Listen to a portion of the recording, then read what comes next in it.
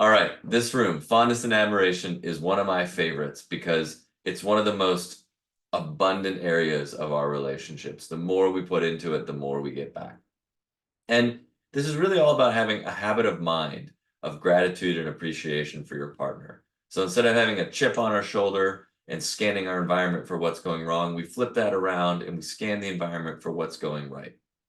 I find it helpful to remember what a habit actually is. So when people have studied the neurology of a habit, it's three different things. It's a trigger, it's a behavior, and it's a reward. And often we focus on that behavior, but it's actually often much easier to focus on what that trigger is.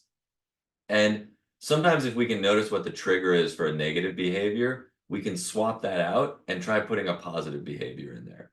And the beautiful thing about that is when we express gratitude and appreciation, the rewards tend to pretty naturally flow in our relationship. Barbara Fredrickson, who's a psychology professor at the University of Pennsylvania, has studied positive emotions for over 3 decades. And what she's found is that in relationships, there's kind of this magic tipping point. If you can cross a ratio of 3 positive interactions to 1 critical interaction, you tend to naturally spiral upwards to a greater state of well-being. Now, of course, the opposite can happen too, but we're going to focus on that positive emotion, positive interaction side of that equation in this room. One of the couples I interviewed had a really beautiful saying. They said that a good marriage involves your spouse being your biggest cheerleader and supporting you no matter what, and vice versa. And as long as you're there for them and supporting them, your marriage is going to work out.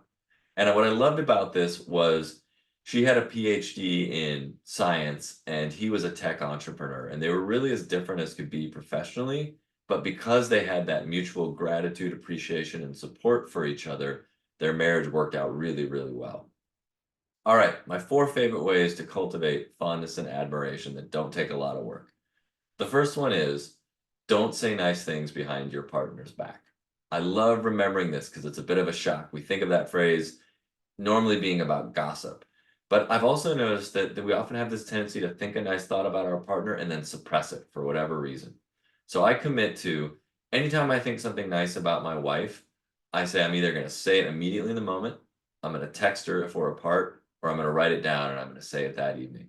And it's a really wonderful thing to watch what it does in a relationship.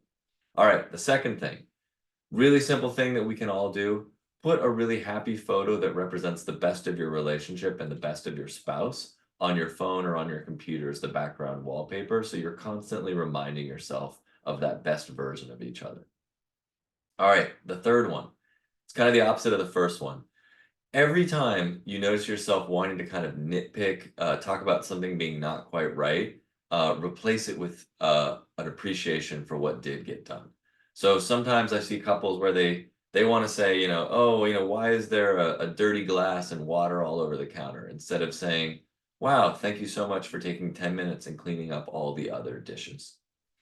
All right, and lastly, have a weekly check-in with your partner where we all have to deal with logistics and stuff that isn't that glamorous, but commit to starting that check-in with 5 specific things you appreciate that your partner did in the last week. And sometimes there's specific things that were really exceptional. They're not the norm, but it's also really important to call out the things that our partner does for us every single week that keeps the shared universe that we have moving forward.